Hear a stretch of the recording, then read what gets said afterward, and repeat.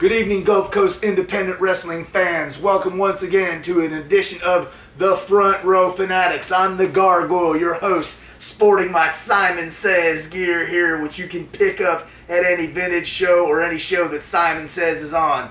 Behind the camera is Payne Lord, who's feeling a little under the weather, so he's allowed me to go solo on this review. And tonight we're going to be reviewing the USWA, United States Wrestling Alliance, last show that took place on Saturday, July 6th, 2013 at the Snyder National Guard Armory in Jacksonville, Florida.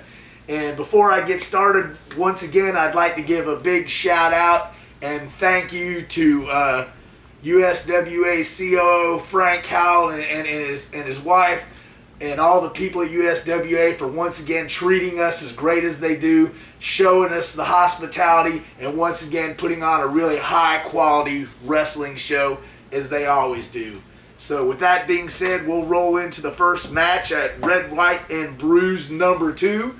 It was a three-way between Mike Cruz, Verde, and Jason Falcone in a number 1 contenders match for the junior heavyweight title, which is currently held by Blaine Rage.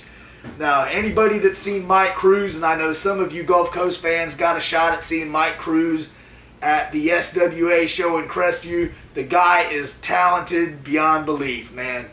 Excellent indie wrestler and should be making it to the next level if Vince would get smart and bring back the cruiserweight or junior heavyweight division or whatever you want to say.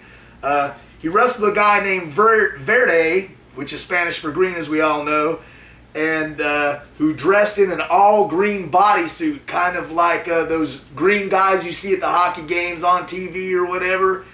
And Jason Falcone, who's a well-traveled guy in the Central Florida wrestling scene. Pretty good, exciting match. Action in and out of the ring. To me, it didn't care. I was all about Mike Cruz in this match. I'm a huge mark for him.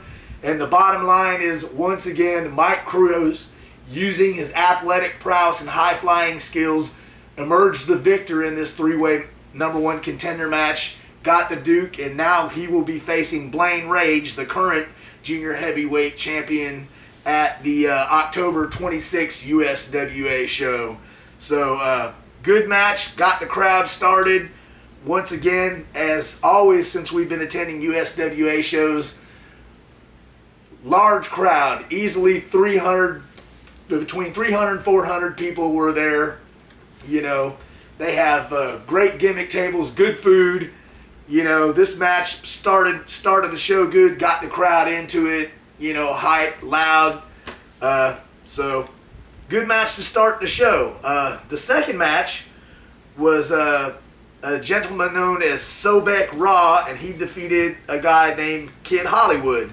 It was my first time seeing both of these guys, and Sobek Raw, he kind of does an Egyptian-type gimmick, and he comes out with an Egyptian slave girl, even though there's not too many blonde Egyptian slave girls, and she was pretty smoking hot, so, that was an added plus to the match.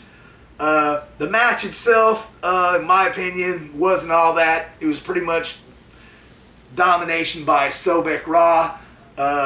He's been getting some hype, on the 911wrestling.com board and all that. For my first impression of him, I wasn't too impressed. He's a big guy, showed some skills, but overall, other than the gimmick, the slave girl was the hottest part of the thing, But I will reserve judgment on my skills of Sobek Raw for another time when we see him at another show, perhaps. But the winner of that match was Sobek Ra, I guess the Egyptian god or whatever you want to call him. The next match pitted the Tyrant, Dagon Biggs, and our favorite greaseball, the real deal Jake Slater, accompanied to ringside with Adam Main Man Carey against T-Bone Funk and CJ O'Doyle. This was a pretty good match between 4 guys that have skills, fairly veteran, I would say. They're not green by any means. They have some ability to go. It was an exciting tag team match. back and forth. I love Dagon Briggs, man. I love the zombie gimmick, the white paint, and all that other stuff. Jake Slater, you're always going to get quality out of him. T-Bone Funk, he's pretty talented also. CJ O'Dole is solid. Overall a good, solid, quality tag team match, which kept the show rolling at a good pace, kept the crowd into it, didn't give them time to get too comfortable and let down in their seats. And your winners of that tag team match were the Tyrant, Dagon Briggs, and the Real Deal, Jake Slater. Now the fourth match was for the USWA Women's Championship, which pitted the ever-so-fine Santana Garrett defending her championship against Justine Silver, accompanied to the ring with gorgeous Gary Garvin, and he is by no means gorgeous. Now, there's not a lot of women's wrestling here in the Gulf Coast, especially with the retirement of Busty Becky Kennedy, and the Monroe twins aren't wrestling anymore, which basically leaves Mackenzie York, thank you, Pain Lord, as the lone female representative from the Gulf Coast on shows. So therefore, we don't see a lot of women's matches. So let me tell you, this was a high quality match, and both of these women, they busted their ass and had the crowd on its feet the whole time. Not just because they were beautiful and good to look at, but they got out there and they wrestled one hell of a match. I was highly, highly impressed, and everybody around us was really into this match. And Santana once again has shown why. She's been in I believe in TNA, she's in Shine, Shimmer, she's been all over the place. She travels quite a bit, and she showed why she is the USWA champion and why she is booked all over the state of Florida and in various parts of the country.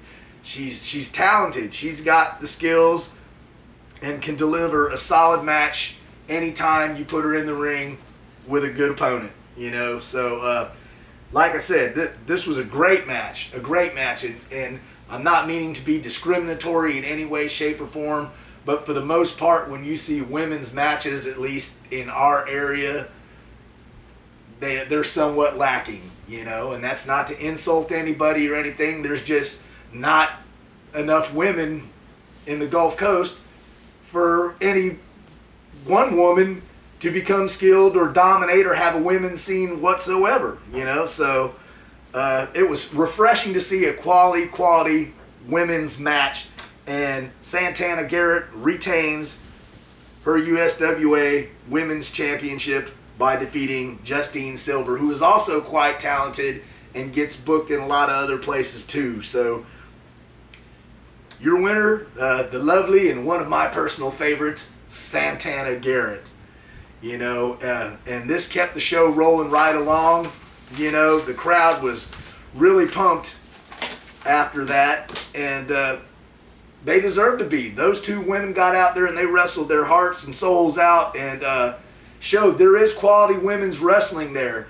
And with that being said, I recommend that some people get down there and check out the promotion that's there in Tampa. What is that? Is that Shine? Yes. Shine, where Santana Garrett is a regular. It's an all-female promotion.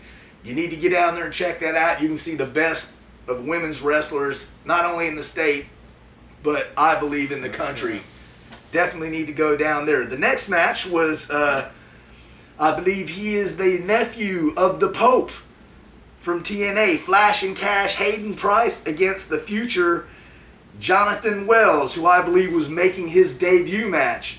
Now, most people, if you saw this, Hayden Price, we've seen him around. He's talented. He's got flash. He's got cash. He's good look, quick, good ability in the ring. And you figure he's going against a guy in his first match that this would just be a squash. Now, speaking for myself, I was pleasantly surprised, and Jonathan Wells acquitted himself quite well in this match. I believe he gave Mr. Price all he wanted and then some. And it was a good action-packed match, but in the end, Flash and Cash, Hayden Price, got the Duke and showed, I guess, that bloodline being the nephew of the Pope, along with his natural ability and skills, garnered him the ability to get the win over a debuting Jonathan Wells. Now the next match, hopefully I'm not going too fast. It's kind of weird doing this solo. So no Cheech, no Pain Lord, no Mr. Internet or whatever to sit next to me. It's kind of strange, so bear with me here a little bit. The next match pitted Victor Creed against everybody's favorite Jersey Shore wannabe, Johnny Forget About It. This was my first time seeing Victor Creed, so I'd read a little bit about him, on once again, everybody's, one of the places to see the 911 Wrestling Board for Florida independent wrestling information about Victor Creed. Johnny Forget About It, Pain Lord and I have seen him several times at different promotions, and he's got that Jersey Shore gimmick down to a T, man. I mean, he's entertaining. He works his gimmick well. Victor Creed was pretty impressive,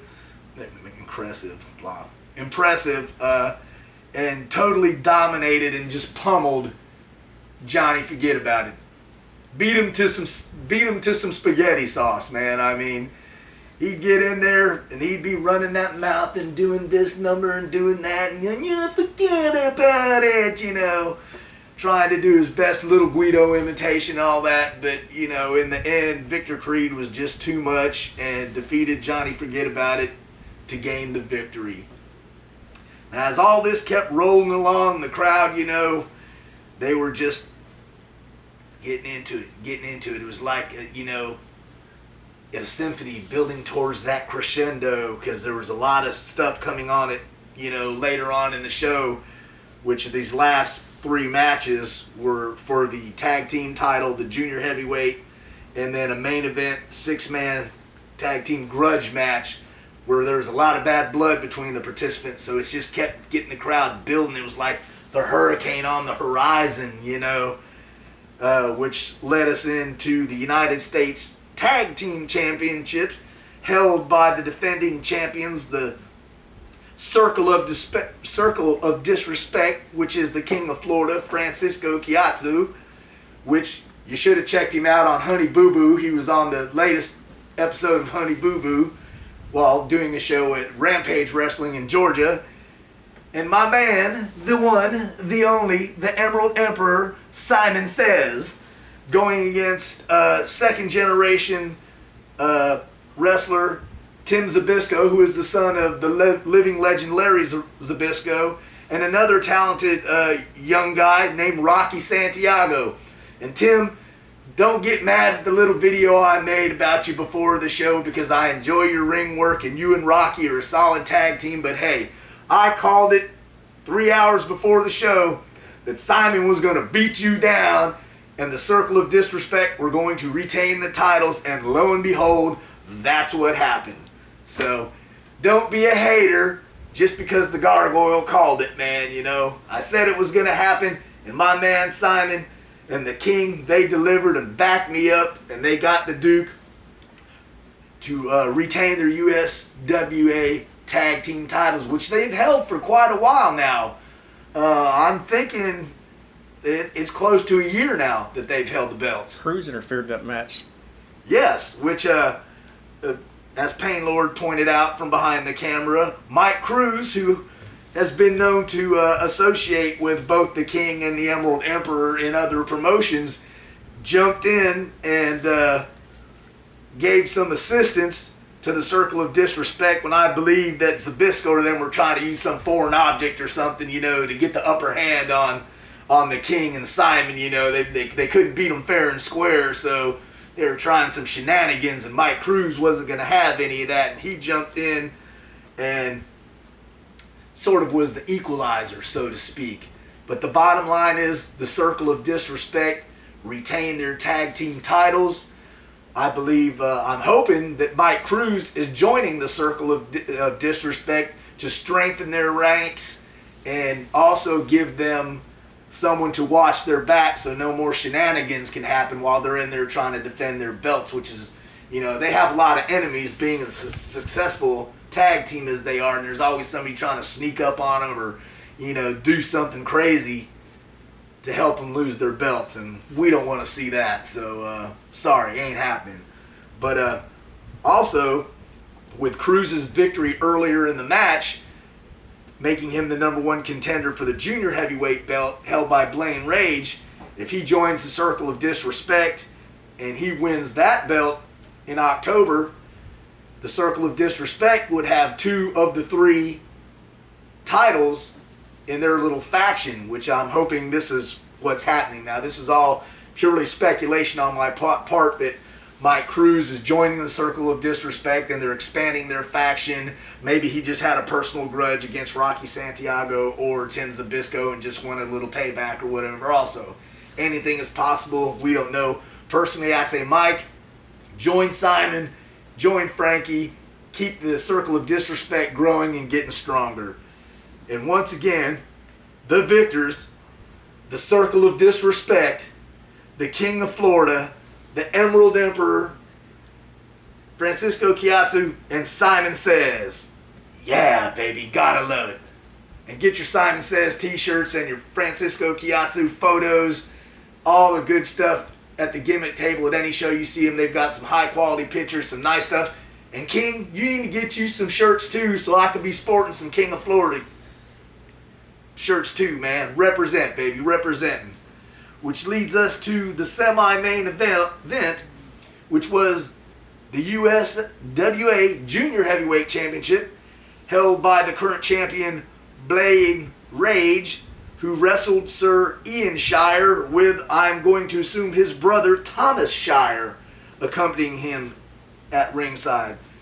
Which this kind of surprised me that Ian Shire got this shot at the title, because I've mainly seen him in tag team action with Dallas Riley in the tag team known as Shit, you know, which I don't know what happened to them. And Dallas, you need to come back, man. Bring back the protest, and we're with you, bro. But if you haven't seen Blaine Rage, he's a small, compact guy, and he reminds me of a miniature version of, yes, I'm going to say it, Chris Benoit. And if you don't like me mentioning Chris Benoit, y'all can kiss my mask wearing ass, because I am a huge Chris Benoit fan. And although what he did was a tragedy, it doesn't diminish his in-ring accomplishments, and he shouldn't be buried, you know, due to the circumstances. You know, that's all I'm going to say, and not get into a long, drawn-out speech about that. But this match was just total domination by Blaine Rage. He beat the living dog crap out of Sir Ian Shire, even with his brother Thomas trying to get in there and help and interfere and all that stuff. Blaine Rage is nothing but muscle, man. If you haven't seen this guy, there is not an ounce of fat on him. He is ripped, he is lean, he is buff, small, compact guy, got skills. If you see his name on a card, he's another one of those guys, you know you're going to get at least one good match because he's on the card. Match was total domination by Blaine Rage. He gave him Blaine damage, as he likes to call it, and just kicked the crap out of him and retained the belt and continues his reign as the USWA Junior Heavyweight Champion. Wow, man, I'm feeling kind of freaky here, like this is just going so fast. Did Cruz come in after the match was over and do something? Wow. I don't remember, to be quite honest. I think he did. Cruz might have came out there and gave him a little... Because he gets the title shot, so yeah. He came out and I guess got the upper hand on... Maybe a little run in and jump. And it's hard to believe me I'm saying this because I was completely sober at this match, which is, for those of you that know me, the Gargoyle being sober at a wrestling match is, you know, a highly unusual event in itself. But I believe Pain Lord is right, and thank God he's there to help keep me on my toes and help keep things rolling along good, that I think Mike Cruz did come out and, let's say, leave his calling card with Blaine Rage and let him know, I'm next, dude, and I'm taking that belt. So, and I'm really looking forward to that match, and I haven't seen the card for the October show, which I'm sure this is going to be a match. I hope Frank Howell and them book that because this should be one hell of a match. I'm pretty sure that's going to be a match, and there's going to be a rematch with Circle Disrespect and Zbyszko and Santiago. Sweet. Because those guys, you know, that was a good tag team match. And I like Tim Zbyszko and Rocky Santiago as a tag team. But, sorry, I'm an Emerald Minion, man, and that's just the way it goes. It's nothing personal, Tim or Rocky. I enjoy watching both you guys perform in the ring. But, hey, loyalties are where they go, and mine is with the Emerald Emperor and the King of Florida. So, which, after this match, in which, once again, I'll say, Blame Rage retained his USWA junior title with the victory over Sir Ian Shire, led up to the main event, which was a 6-man tag team grudge match, which USWA COO Frank Howell and manager Gary Garvin have had a bad blood feud running for about 3 years now, and every time Frank thinks he's going to get a break, Gorgeous Gary gets something going on, and Frank has been getting the short end of the stick. And he was pissed off. He was tired of it. So he went and got in 2 guys, and he issued the challenge to Gorgeous Gary Garvin. He said, you bring you 2 guys, and let's get it on. I want a piece of your ass, you know. So, you know, you had Team Gorgeous, which was Johnny Armani, Chico Adams, and the Gorgeous one, Gary Garvin, versus John Davis, one half of the Dark City Fight Club, wrestles in Dragon Gate, has wrestled in Ring of Honor. I mean, he's been all over the world. The man is a beast, and why he's not on TNA or the WWE is beyond me. I mean, the guy he's just talent. Simple as that. And it was John Davis and a guy called Mikey who's huge, but does a somewhat similar to the Eugene type gimmick, which I despise. I despise Mikey. I'm sorry. I was catching hell from all the fans there. They were throwing paper at me and everything when I was booing Mikey and everything, and all the little kids were wanting to beat me up and everything. But sorry, I'm not digging the Mikey gimmick. Ain't happening. And you had the USWA COO Frank Howell. And this match started out, you know, Johnny Armani, we've seen him before, talented guy, you know, another guy, if you see his name on the card, you know, the good match. Chico Adams, a young up-and-coming talent, he's got some skills. John Davis, his credentials speak for themselves. Mikey, well, I'm going to leave that one alone. And Frank, well, they got the match going, and then I believe, I can't remember the guy's name who came out there and started talking. Was it before or after the match that he came? The older guy? With yeah, John the Davis? older gentleman. That was after the match. After the match. After John Davis turned. Yeah, he came out there and talked to. Anyway, the match went on. And you guys said John Davis turned. Yeah, John Davis turned on Frank Howell and joined Johnny Armani, Chico Adams, and Gorgeous Gary to stomp the crap out of Mikey, which I thoroughly enjoyed, and Frank, which I didn't enjoy because I like Frank. He's a good quality guy. And but they beat the living crap out of him. I mean, and which I gotta admit, they swerved me, and I believe everybody in the building, because nobody thought that John Davis was going to turn and join Johnny Armani, who he's had several grueling matches with, and join Team Gorgeous. They beat the crap out of Frank and them and Mikey and toted them out, and then this other gentleman came out and laid down some history with John Davis about how I believe Frank and the USWA screwed John Davis out of his USWA heavyweight title, which I believe is currently held by Jesse Neal. Right, he stripped him of it. Yeah, he stripped John Davis of that title. The guy from Pro Wrestling Extra came out and reminded him of that. Right. And he was bringing up all these facts to John Davis, and you did the right thing, and they took the belt from you. You didn't lose it in the ring and all that, which I believe is going to be setting up a match with John Davis against Jesse Neal for that belt, I'm hoping, at the October show.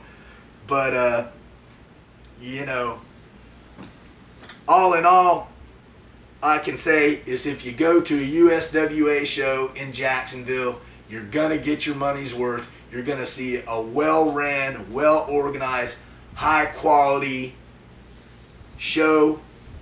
Nice ring, excellent venue once again, well lit for filming, as you can tell when you watch Pain Lord's videos of the matches that he puts up there. You know, they have good foods, they have several gimmick tables, raffles, you know, they do things for charity.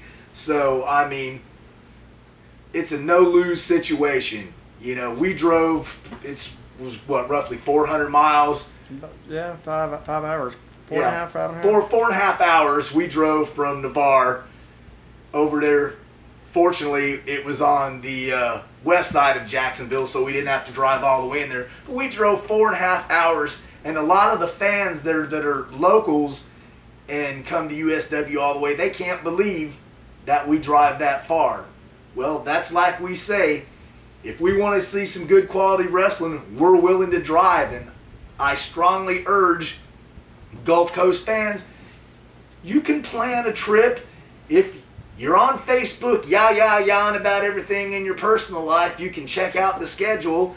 Get a group of friends together. You split the cost of gas. You don't have to do like Pain Lord and I did and turn around and drive back the next day. You can get a motel room right on the outskirts of Jacksonville. Sleep, get up the next morning. You drive 4 hours home, a nice easy drive, and you're home Sunday by lunch, and you got all the rest of Sunday to enjoy, and you got to see a high quality wrestling event. You know, you can't lose. Like I say, you know, USWA, they bring top-notch talent in there, plus young guys. They have a good mixture of veterans, talent of guys that have been to the bigger promotions, WWE, TNA, Ring of Honor, Dragon Gate, along with the best of Florida's independent superstars and young guys. So, you know, you can't miss. I highly recommend you go see these guys. Want to give the guys to PWE a shout out there too, man. Appreciate you giving us the shout out. These guys do a lot of work somewhat similar to what we do, but on a higher scale for a TV show there in Jacksonville. They're great guys. They do good work, and they support independent wrestling just like we do. So check out their Facebook page, their site, you know, if you're interested. ProWrestlingExtra.com. Thank you, Pain Lord. ProWrestlingExtra.com. Check them out. Good stuff. You can also check out Adam, the main man, Carey's sites. Hype.com, I believe, is one of them.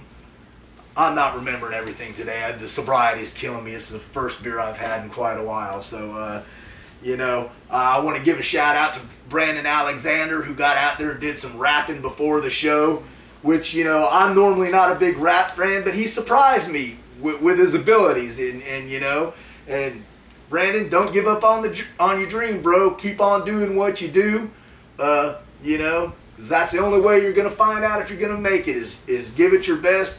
And you got a good support system behind you. Keep on doing what you do. I want to thank once again Frank and his lovely wife and all the good people there at USWA for their hospitality once again, because they treat us like first class. They treat us like kings when we come there, man. And not only do they do that to us, they do that to all their fans. They take the time to engage all their fans, you know. So all around, for the price of the ticket, you can't beat it. You know, it's a great experience. For us, you know, we spend a little more money, but it's well worth the drive. You know, once again, I highly recommend some Gulf Coast fans load up to, you know, load up together. When is the next show? The next show is October 26th. I don't know what it's called yet. I haven't been on Facebook much lately, but Frank did send me info about the next show. It's October 26th at the Snyder National Guard Armory, and I highly recommend some Gulf Coast fans, you know, hit us up with a Facebook message. We can make a caravan and go, you know. Get out of your comfort zone. And I'm not trying to be disparaging to any of the local promotions, but, you know, a change of pace and a change of flavor and seeing new faces and talent is always good.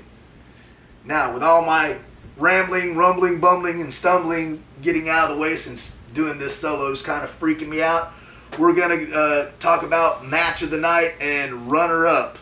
I guess since I'm sitting over here and Pain Lord's a little under the weather, I will go first. My match of the night was for the USWA Tag Team Championship between the Circle of Disrespect, Francisco Siatsu and Simon Says, who successfully defended and retained their title in their victory over Tim Zbyszko and Rocky Santiago. To me, I enjoyed it. I'm a huge Simon mark. I'm a huge mark for the King.